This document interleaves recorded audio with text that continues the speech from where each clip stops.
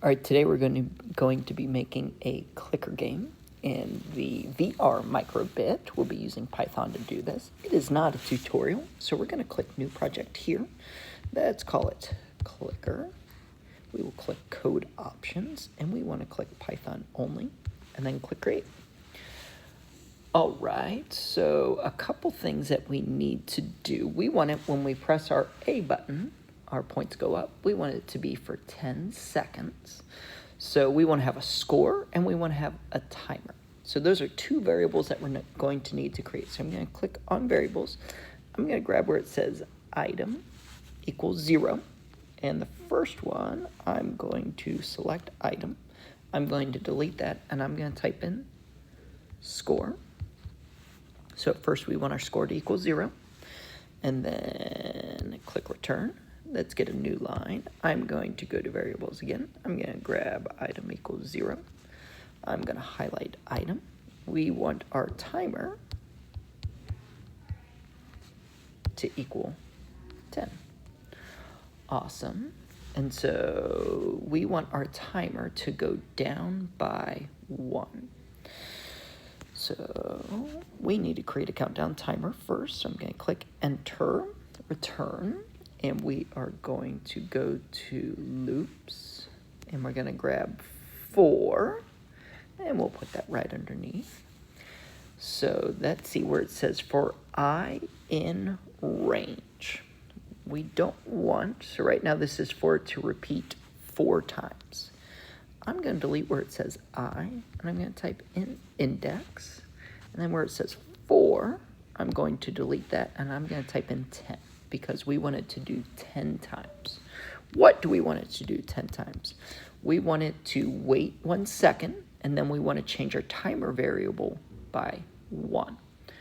So that it goes down to 0, from 10 to 0.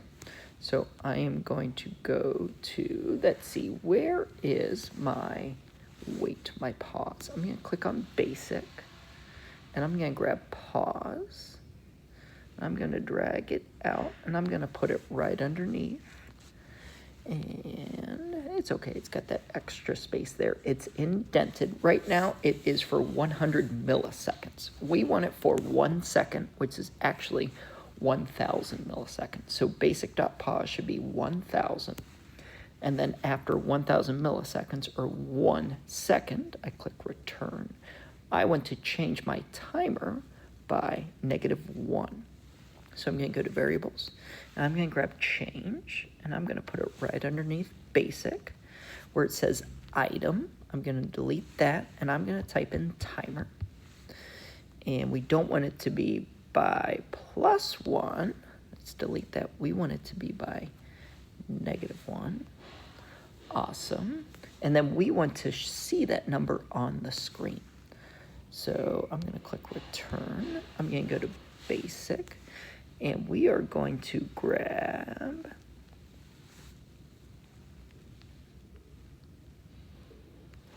the very first one, show number, and I'm going to put it right there underneath my timer. And so it says basic.showNumber 0. We don't want it to show the number 0. We want it to show whatever number our timer is.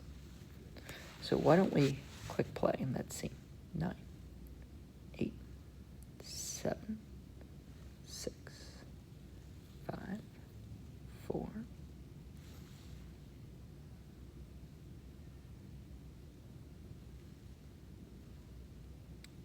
Perfect. Awesome. So we got our countdown timer part. We've got our score. What I'm going to do is I'm going to put my cursor there, up at the very top on the other side of the S, and I'm going to click return a few times. So we're going to give ourselves some more room at the top. So we're going to add the code for when our A button is pressed. So I am going to go to input, and then I'm going to grab the first one. Run code when button is pressed. Okay, so on button pressed A, that's perfect. We want the A button pressed. Where it says pass, I'm just going to delete that. And now we're going to type in our score variable. So we are going to type in, we're going to say global. And global means that it can be used all throughout the program. It's not just limited to a certain function, but if we kept going with even more code, we could use score, the score variable, all throughout, rather than a local variable. And we'll get into those a little bit later. But just know that this is a global variable, and we need to say global. So global score, awesome. I'm going to click return. And then, so on the A button pressed, we want to change our score by 1. So I'm going to go to variables, and I'm going to grab change, and I'm going to put it right underneath global. It added an extra space, that's okay. Where it says item, I'm going to highlight that. I'm going to type in score equals +1. Okay, this is looking great. So now, let's go big screen. Nope, not B, we want to click A. Click an A, click an A, click an A. 3, 2, 1, 0. But it's not showing us our score at the end. So let's go back here. And I'm just going to zoom out so you can see everything a little bit better. I'm going to delete some of these lines here just so it's a little more condensed. Okay, we want to show at the very end, we want to see our score.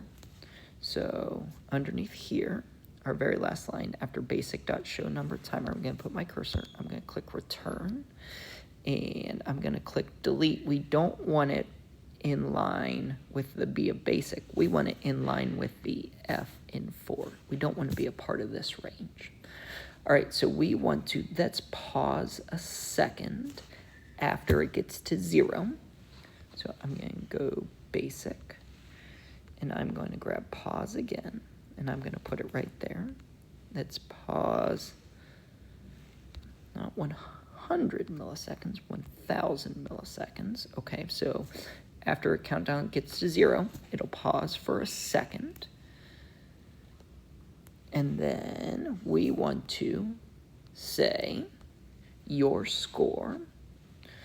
So I'm going to go basic, and we want to show the string because it's a text string, not hello. So I'm going to put my cursor there. So remember when we did this in Arcade, we had the splash with the quotation marks. So now it's the same thing. Show the string. So what we want it to show on the screen has to be inside those quotation marks. We will say your score is, and then colon, and then we don't want to type in a number. We want it to show the score. So I'm going to click return to get on that next line. I'm going to go to basic. We want to show number, and I'm going to put it down there. Basic.show number. We don't want it to be 0, where it says 0. We're going to delete that, and we want it to show our score, which is a variable, and that changes every time we click A. So this is what our code should look like at the end. So on A button pressed, we change our score by 1. We set our score at the beginning equals 0, and our timer equals 10. So those are our variables. For index and range, so 10 times, we're going to pause a second, and then change our timer by -1, and then we'll show that timer on the screen. And then after that, we'll pause 1 second. It will say your score is, and then it'll show your score. So how many times you click the A button in those 10 seconds.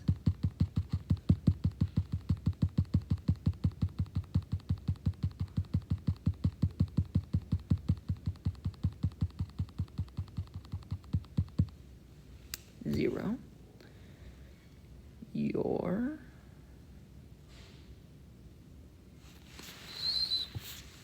score is 84. Awesome.